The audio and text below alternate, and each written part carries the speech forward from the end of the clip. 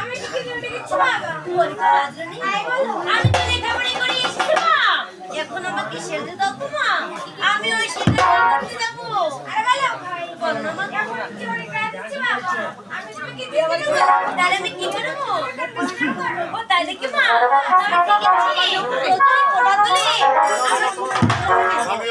আমি একটু সরকারি করে দেই আচ্ছা কিছু করবে কেন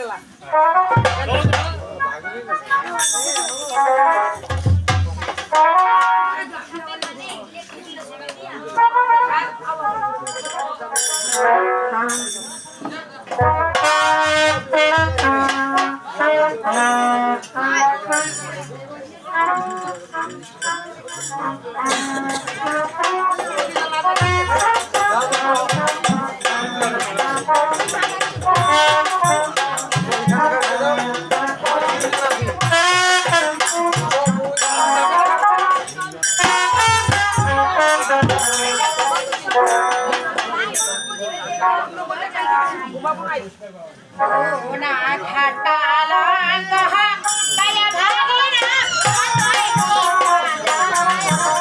আজি কারে